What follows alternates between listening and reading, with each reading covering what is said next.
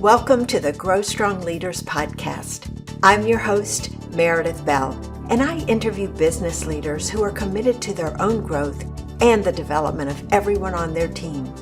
If you enjoy my podcast, be sure to subscribe and rate it on your favorite podcast platform. Thanks for joining me for another episode of the Grow Strong Leaders podcast. Today's focus is going to be timely because if you're like many leaders today, you're facing intense time pressures and frequent unexpected changes in your work.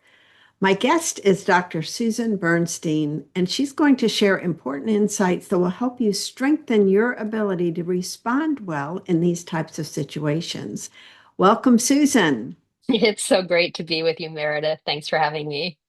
I am so looking forward to our conversation because I know what a wealth of information you are on this important topic. Let me introduce you a little bit more formally to my listeners first before we get started.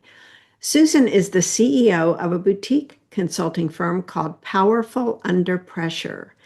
As the name implies, she helps leaders and teams at companies like Cisco, Google, and Uber excel under the most demanding conditions.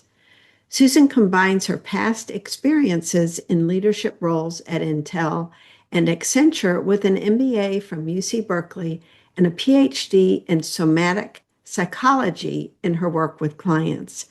Susan developed the Powerful Under Pressure framework to help organizations strengthen operational capacity by increasing the resilience and clarity of the people leading those organizations.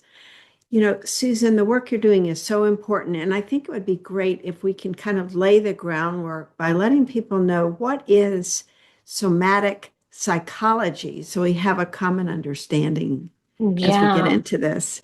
absolutely. I think a lot of people don't know that word somatic. And soma refers to the body experienced from the inside. And we all know what we feel like on the inside. We may not spend a lot of time and attention on it. How do you know you're hungry? You're grumbling in your stomach. How do you know you're thirsty? Feeling in your throat. Do you know you're anxious? You might feel tightened or you might feel pressure in a particular part of your body. Those signs and signals of what we're feeling in our body are essential for us as leaders to listen to pay attention to, so that we're able to be more responsive to what's going on. We don't want to get hijacked by whatever's coming at us, the pressures, the changes, the stressors. And so somatic psychology looks at how do we use those signs, those signals on purpose to help us to shift our psychological ways, our mindset about how we're perceiving a particular situation and how we respond to it. Mm. You know, it sounds like what's really required there is self-awareness, right? Learning to tune in and pay attention. When we're so focused on looking outside of ourselves and responding to what's coming at us, how do you help leaders make that shift to noticing what's going on within as well? Yeah, it's actually simpler than you might think, which is great. Um, Basically, it's asking a leader to, one of the simple things that we'll do is ask a leader to tell us about a situation that they're going through, and then stop them at particular places and say, so that's what you were thinking, and that's how the emotions that were coming up for you.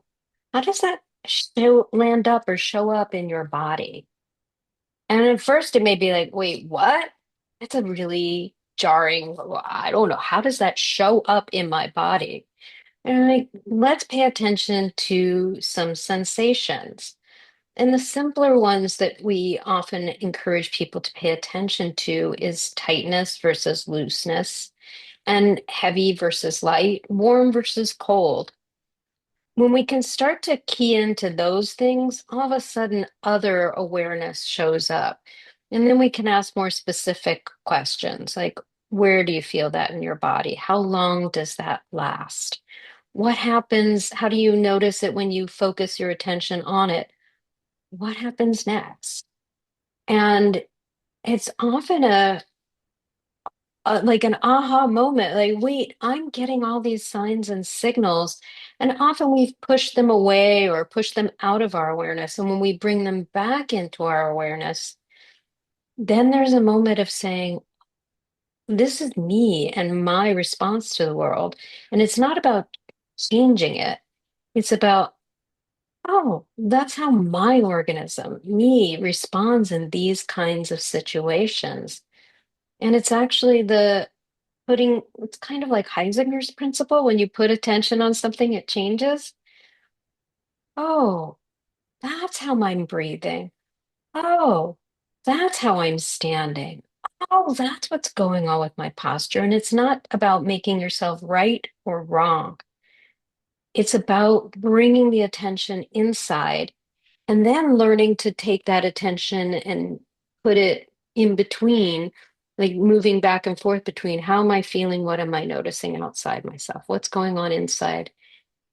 And it's almost like a back and forth. And then all of a sudden it becomes in the moment, I can pay attention to myself and something else, dual awareness. And that's got to take a lot of practice. It seems like, if you haven't been focused on that in the past and now you're trying to pay attention to it, it's sort of like that shifting from incompetent to competent. You've got that period of time where you're conscious that you haven't been doing this. And so you're putting your conscious attention to this new thing. And is there a concern then that they might stop paying attention to other things outside if they're focusing internally?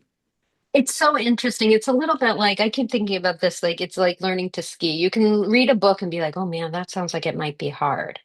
And then you get on a pair, you learn to put yourself in the ski and like, okay, how do I put my boots on? How do I click into this ski?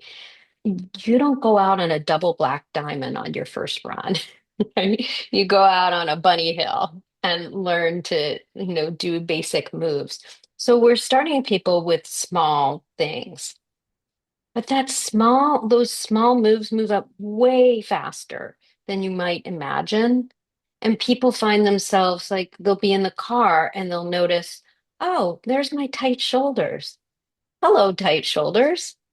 Or they're having a meal with a friend and they're noticing how pleasant the food tastes. Hello, happy mouth. And so it builds on itself and becomes very natural. And really, that's the way we learn as babies. We don't walk out of the womb talking, right? And thinking in the way that we think as adults. We welcome the world in a very physical way. So, in a way, it's going back to some very, very basics that have already been there. And to me, it's more like waking it back up again. Makes so much sense. One of the things you said a few minutes ago that I really kind of keyed in on is this idea of not thinking about it as being right or wrong. It's, I think we get caught up in judging ourselves. Oh, I shouldn't feel this way, or I shouldn't be having this tension, or, we should on ourselves. Yes, And so, 100%. what's a way to be gentler with ourselves? So we do, without labeling it as right or wrong, we're noticing and then choosing based on what we notice. Yeah. So part of it is about just pure curiosity. Wow, I wonder about this. And another way to work with it is to imagine, sometimes it is challenging for some leaders to not label and judge. That's okay. What we'll suggest to them is to befriend the sensation that they're feeling in their body and ask it what it wants you to know. So if you're like, what is that tightness in your chest trying to tell you? And instead of you being like, it's about this, and I know, like, did you ask it? Did you ask? So that it's like, oh, getting informed through curiosity as opposed to judgment can really help be clarifying to what's happening in a moment and gives a leader a lot of leeway to be also curious with their employees, with their, with their partners, with whether it's a business partner, a client, customer, to be like, it opens up a field of curiosity to be like, maybe I don't have to know everything that's going on in a kind of forceful way to, and it can even open up our physiology to be like, I don't know what's going to unfold in this moment. Oh, cool. What might happen next? Just as I hear you describe that, it has kind of a relaxing effect because we do get caught up when something comes at us and we feel like we've got to respond. And often in leadership roles, we feel like we are the ones that need to know the answer or provide the way instead of Hmm. that pause that can allow us to explore different possibilities and even seek input from other people. I'm curious what some of the patterns are that you have seen with some of your clients that you work with. What are some of the behaviors? Because I think my listeners probably fall into the, um, you know, some of them as well. What are some things you see? And then how do you help them make these shifts in terms of greater awareness? Yeah, so we actually have an assessment that we created based on 6 patterns that tend to show up in our nervous systems.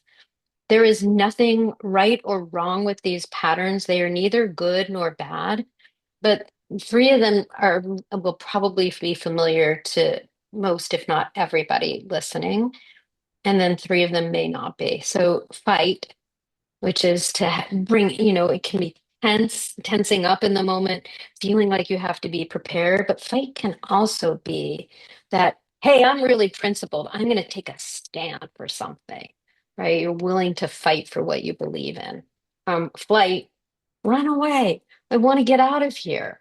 But sometimes flight can be a lot like taking a pause, like, hang on, let's fly away from all this intensity and come to a place of calm first. So people who tend to go into flight, it's not a bad thing. It's being aware of how we're using that response. Freeze. Oh, am I tensing up? Am I disappearing when I freeze? Or am I saying, hang on, let's call a timeout here. Right. So those 3 we tend to know. And then there's also fawn. Fawning is actually looking out for the group, saying, I care about the interactions going on here. But fawning taken to its extreme can be like, boss, Liz, you are just amazing. You're the best thing ever. And it's like, hang on, wait a minute. A little brown nosy, a little, a little overkill. So that can be the downside of that one. Fade. Fade is to fade out. In the real science of this, it would actually be faint. Very few people tend to actually faint at work. I've done it. I know about it, but I don't recommend it. I did that working 100-hour work weeks in management consulting. But fade out can be like it can be pulling away from a situation. Taken to extreme, fading out can be drinking, smoking, doing things that are trying to numb what's actually happening. And then fix being get frantic, frenetic, trying to fix a situation. But fixers are often the people who just jump right into action. So these are neither good nor bad, but they're nervous system responses that we can have when the intensity is dialed up, when the heat is on. And it's really good to be aware of what our dominant number 1 and number 2 strategies are. And so we have an assessment that we use with leaders. It's a self-assessment. So we'll give them a series of types of scenarios and ask, what do you tend to do in this?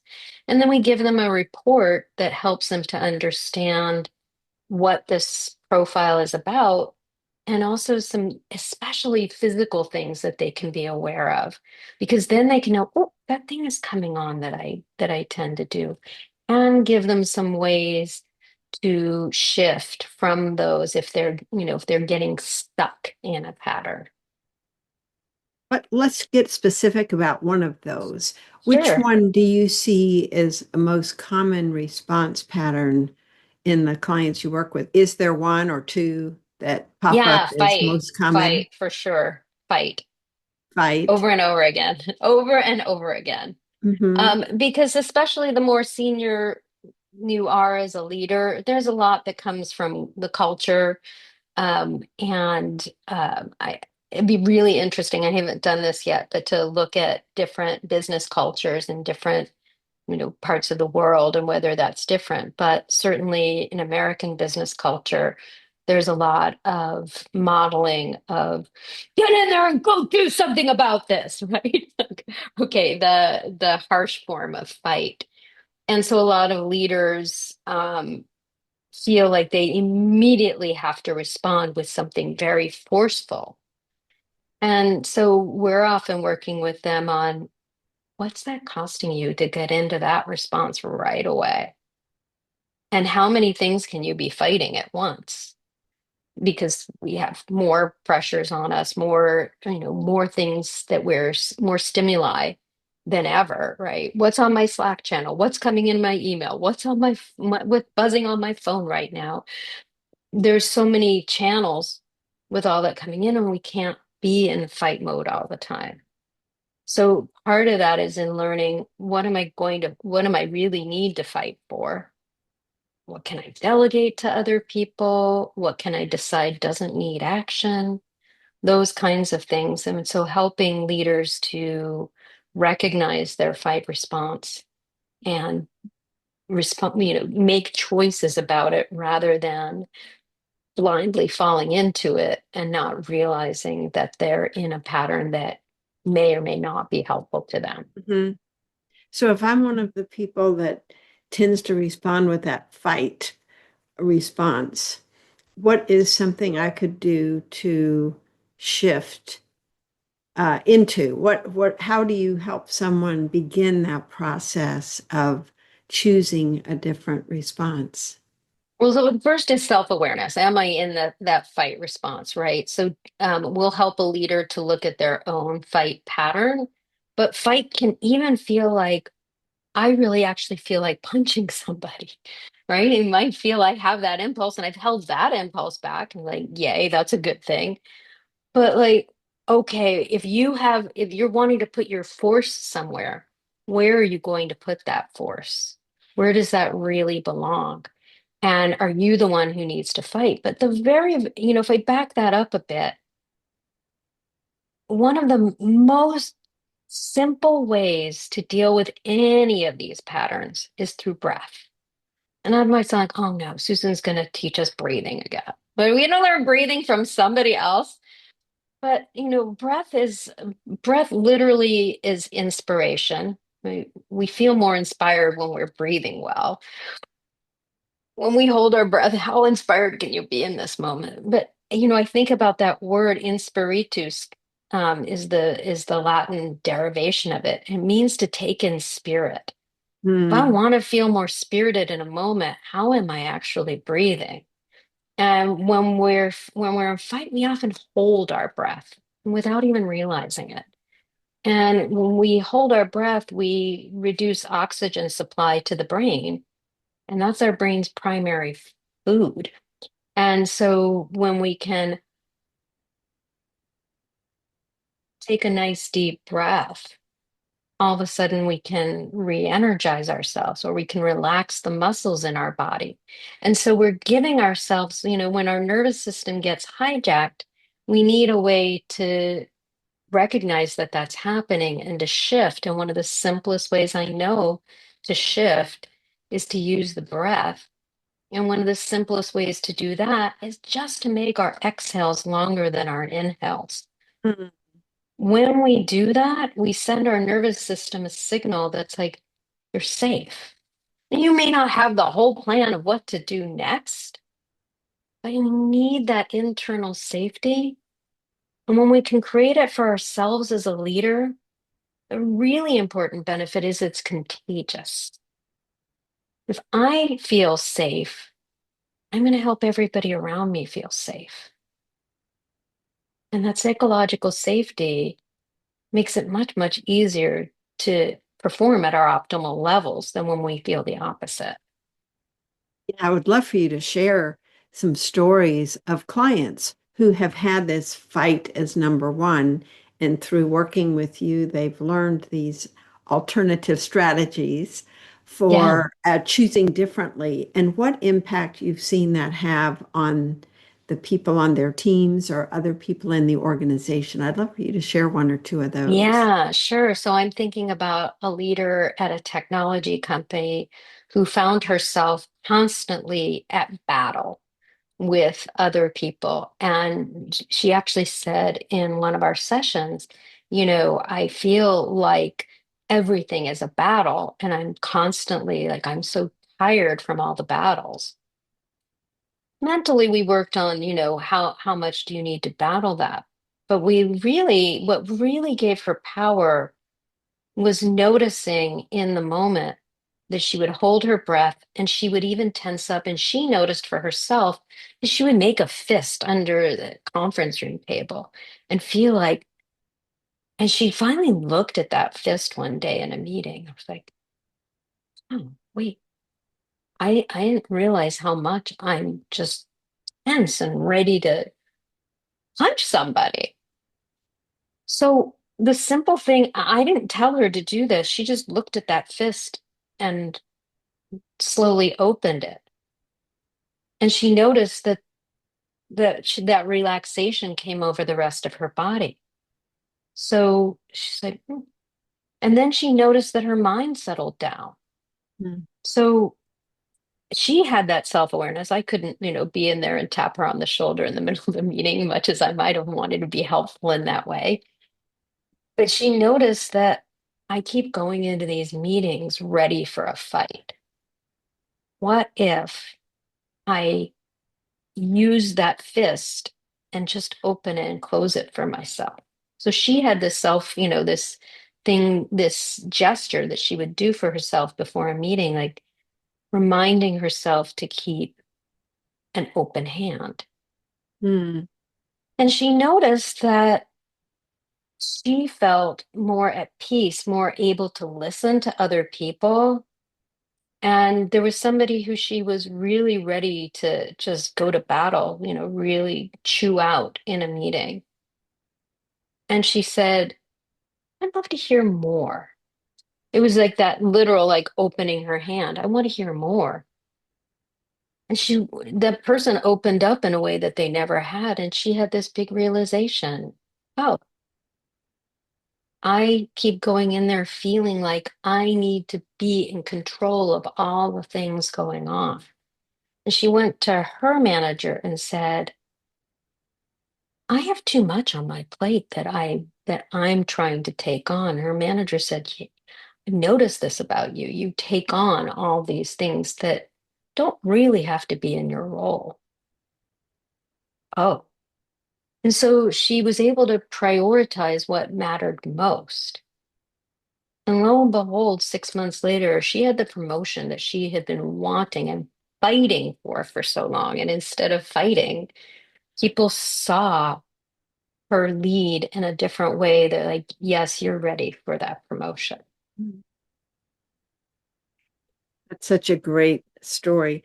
And you know what I love about it too, Susan, is in your coaching with her, she had come to recognize some things for herself, which I think is the beauty of the most powerful coaching, because that's when it sticks, is when someone has that self-realization and they see what they could do differently rather than you trying to guide them to a particular place or a particular way of being.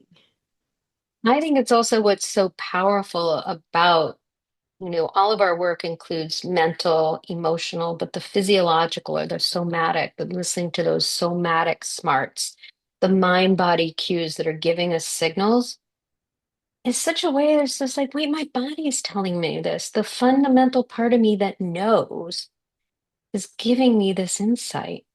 I can see it for myself. I can't go feel somebody's body for them. There's no way, and no other coach can.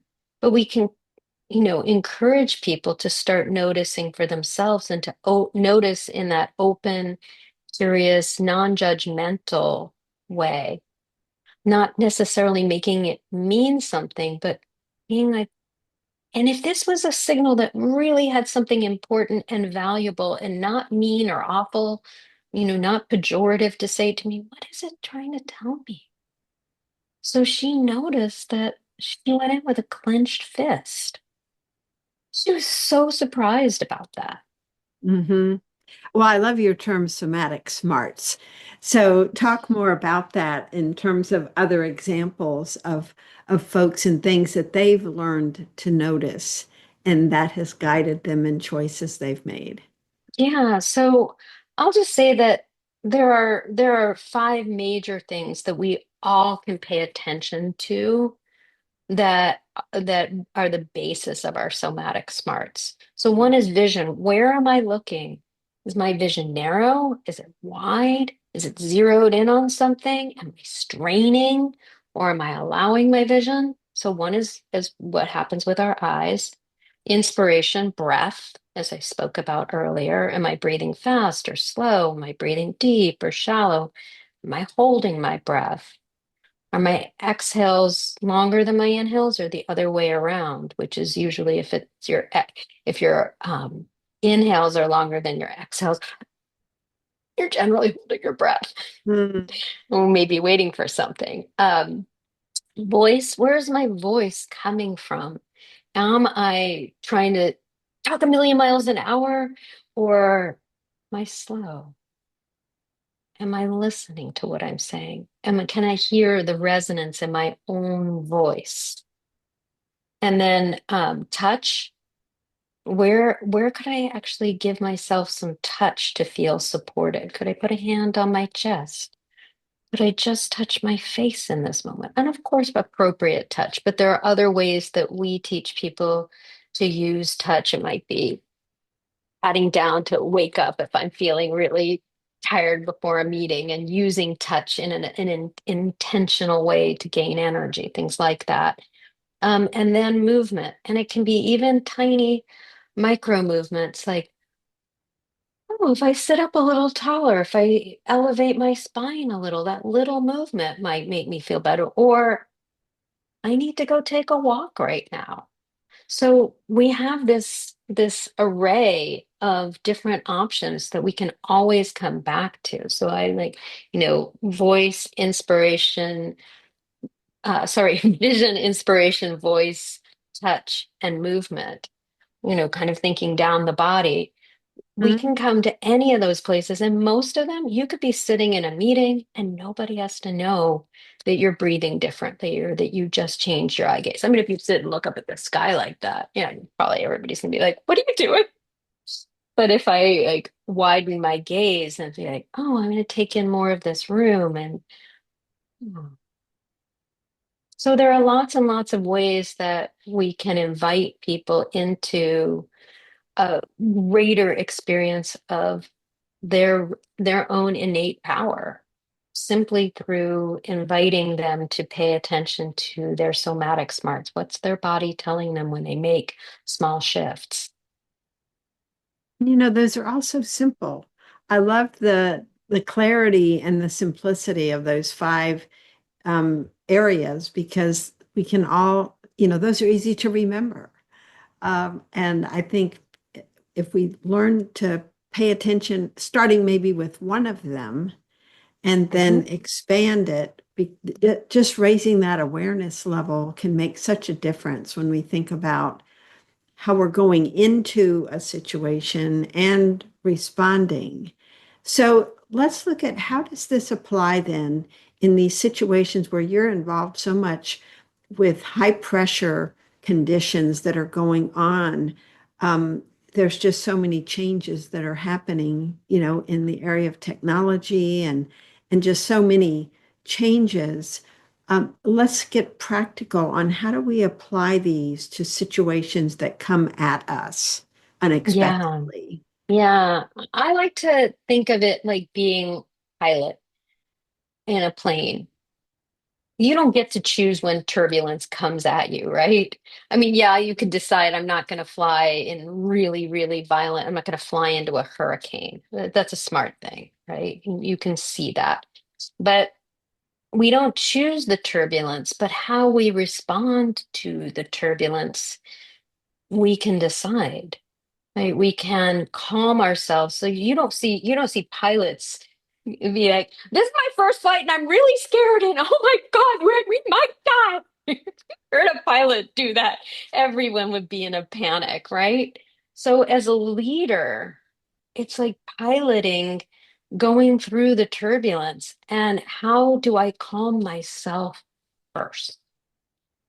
Right? What can I do? So it might be I'm just going to feel my hands or I'm going to feel my feet on the ground, right? What can I do to first take care of myself and to notice that turbulence has come in, right? And different people, different leaders deal with turbulence, see things as turbulent differently, right? I might think, I've been through this, whatever it is, a million times, right? Like politics in an organization. Somebody else might be, this is really new to me. I don't know what to do with it. First, what can I do to feel that safety in my body? It might be feeling the feet on the ground. It might be changing my breathing to make my exhales longer than my inhales. And what can I do to calm myself first before I go and interact with somebody else? But the first part is you so clearly pointed out earlier, this is all about self-awareness. And what we know from research is that the best leaders are self-aware.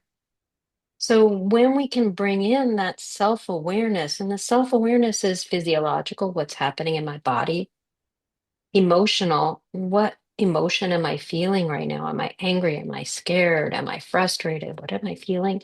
And then what's going on mentally? How am I making sense of this? And what most of our world teaches us is the opposite. Okay, I'm thinking all these thoughts, and those thoughts make me feel this emotion. And then, oh, I might notice what's going on in my physiology. But physiology is happening all the time, and it's actually where the novelty is. And our brains love novelty. And novelty, when we can be in novelty, actually opens up the field of all possibilities to us.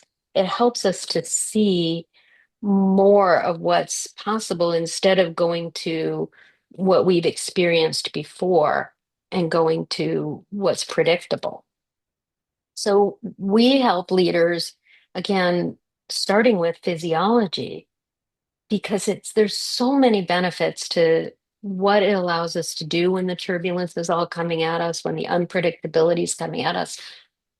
How can I take care of my organism? Then how can I work with what's going on emotionally and making sense of it? When we can do that, just dropping my shoulders, letting myself breathe, doing things that help me regulate my physiology so that then that's contagious with the people I'm working with. Even over the internet, even in virtual settings. I was just thinking about, so when someone has that, I'll say command or at least awareness and is able to um, use the various strategies you've described to take care of themselves. Now, what happens when they notice someone on their team is responding to turbulence in a way that is not serving them or serving the team? What do you suggest a leader do in that role to help that employee? Yeah. So first taking care of themselves, right? First noticing, ooh, I'm really activated by what I'm seeing. Okay. As long as they're able to first calm themselves, then it's doing the same kind of a thing with somebody on their team. Wow, I notice you seem kind of agitated. I notice your hands are moving a lot, or I notice that you seem kind of tense. How are you doing right now? To get curious, not to get judgmental, but to open up that curiosity to help allow in some of that, oh, what is going on with me?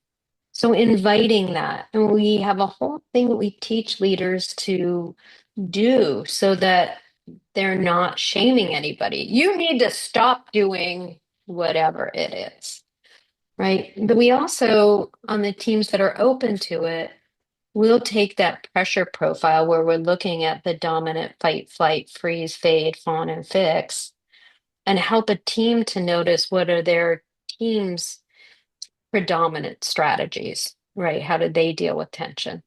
And what you don't want is a team full of, let's say, all fighters. You actually need some of the balance. Like someone who's there for fun is going to help look at, hey guys, let's do something fun. Let's feel together. Let's look at the group dynamic. And you need that balance, but if you don't have it, then you can cultivate those strategies. You know what strategies you need to cultivate in people. And so you bring that richness of a team supporting each other. But for sure that it's a lot about being like, wow, I notice, and then something non-judgmental. I notice something in your breathing, or I notice something in your shoulders, or I notice you're talking more quickly than I usually hear you talk. Or I notice I haven't heard a word from you in the last hour in this meeting. I wonder what's happening. Mhm. What I love about that approach, first of all, to say I notice, that itself is a non-judgmental statement, but it also communicates to the person, I'm paying attention to you. And we all want to be noticed. And it comes across as an observation, not as you say, a judgment. And it's specific. So it's a behavior that the leader has noticed. And Mhm. of course, members of a team could do this. We could do this with our families as well. It's not restricted to a leader employee kind of thing. Um, but that whole, so that if somebody is approached with this kind of observation, I've noticed this about you, that is helpful, I think, and you can tell me if I'm right or not, for them to pause for a moment and kind of pay attention to, well, how was I coming across? What my shoulders are pretty tense, or my hands are clenched, or whatever it is that the other person has said they have noticed. It draws that person attention to that behavior that somebody has seen. So it's not assuming something, it's not judging or drawing a conclusion. It's sort of checking out with the Yes, person. I'm that's a noticing wonderful way to say this. it. Yeah, it's checking in. And look, I've had leaders, I've had myself be wrong. It's Exactly. okay. It's not about being right or wrong. It's about opening up what's going on here in a way that feels safe. Because when we do that, we create trust. And then when we have trusting cultures, it's much easier for people to get their work done. It's much easier to get great results on a team. It's much easier to create a culture where people want to give their best and are able to do that. You know, that input from others is so valuable. I was just thinking of a specific situation that happened with me a few months ago. I helped lead field trips for this state birding association, and we had about 80 people in this picnic shelter. And I was looking around, kind of waiting till I could get everybody's attention. And this one person standing nearby said, Meredith, you look angry. And I said, Oh, I'm not angry. I'm just concentrating right now because I'm trying to get the lay of the land here. But it was interesting to have somebody watch me, give me that feedback, and allow me the opportunity to say, No, that's not what's going on with me. I'm not. But I wasn't smiling. See, that was the thing. He was looking for visual cues from me on what I was all about. And so I think as leaders, people are always watching us to see how are we being in the moment. And as you've said a couple different times, that sets the stage for how everyone else feels they can be in that Right. moment. And but that awareness for you could actually turn into, hey, you know what I've learned about myself recently? When I concentrate, you're probably not going to see a smile on my face. You're going to see something that like angry, but it's really about being deep in concentration. And so please, if you see me in that, you might ask, angry or deep in concentration or something else Mhm. before Mhm. you immediately leap to, oh, it's really hard to smile all day long. It just is. Yeah. Yeah. It's just those, I think setting the stage for people to feel free to speak up, that environment where they feel safe, within their own bodies, but also then with a group. And I think it takes, I mean, that's such an important part of leadership. And I think the work you're doing is so important in helping leaders become more aware of how their bodies are sending messages to people. And I'm not talking just body language, but like people can notice how they're breathing or it just are clenching fists or leaning forward. There are so many things that can communicate. And if we're not aware of what those are, we can be sending messages that get either misinterpreted or interpreted correctly and then instill fear in others. Right. And I think that's where your story is a great one because it shows that look, we don't get to set how everybody will interpret what we're doing. But if we're self-aware enough to know that sometimes this thing that looks to other people like I'm angry is not actually that, right? It's my rub with body language, right? Sometimes you're not supposed to put your hands over your chest because you look like you're closed off. It's cold all the time. So I'm like often keeping myself warm. So I've learned to tell people, hey, if you see me do this, that's usually because I'm trying to stay warm. I tend to run cold. Right. But I may not remember to say that when I go into an interaction. But if I am keeping myself curious, engaged, those kinds of things, it's likely that I can be there smiling like this and nobody's sitting there going, well, Susan, I don't understand. She has a smile, but she's got her hands crossed over her chest. They're not as likely to wonder what's really communicating. So it's I hate to see people say, when you see this body language, it means. It's like, yeah, that may be true in many cases, but not all cases. Yeah. Yeah. That's such an important point. Susan, we've covered so much. What have we missed that you really feel like it would be helpful for my listeners to know?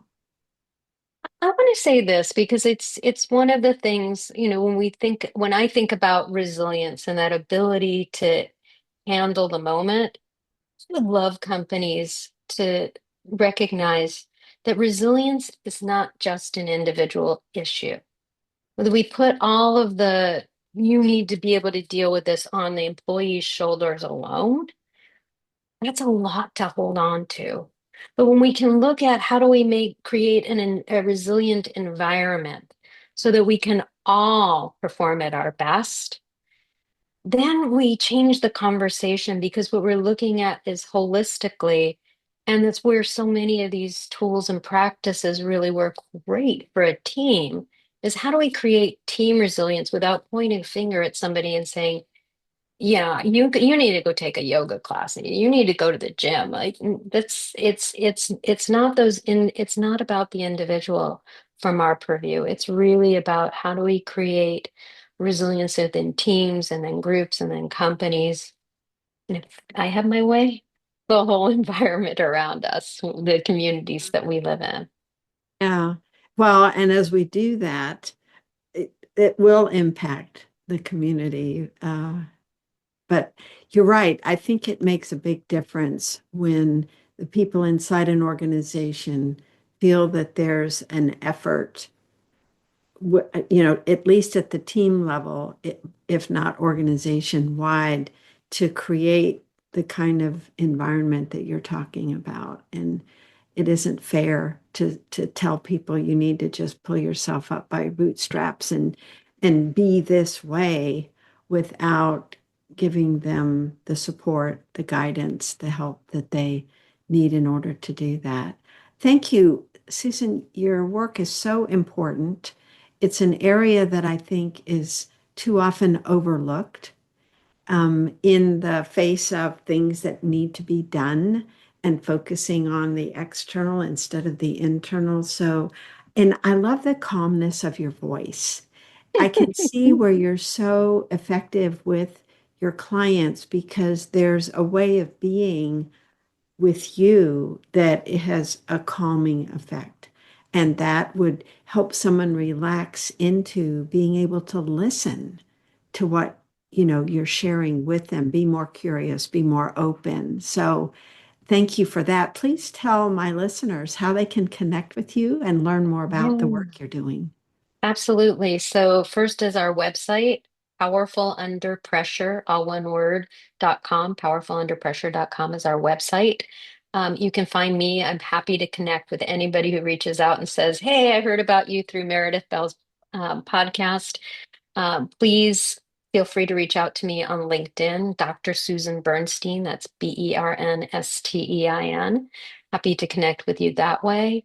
Those are the two major ways to find us. And then we're also happy if there's a leader listening and you're in an organization with 50 or more people and you lead a team and you'd like to learn more about our pressure profile, and we're happy to give you a trial of that for yourself.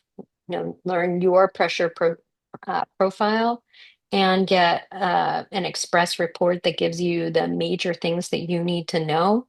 We're happy to do that. So feel free to reach out to me at Susan at powerfulunderpressure.com and share that you want to try the pressure profile. And we'll be happy to set that up for you. Complimentary, so you can try that out. Great, very generous of you, Susan. I encourage folks to connect with Susan, just a wealth of knowledge and information. And it's such a pleasure to have this conversation with you today. Thank you, Susan. Likewise, thank you so much. Thanks for tuning in to my podcast. Now head over to growstrongleaders.com and check out the powerful tools we've created to help leaders strengthen their character and communication skills. Until next time, I'm Meredith Bell.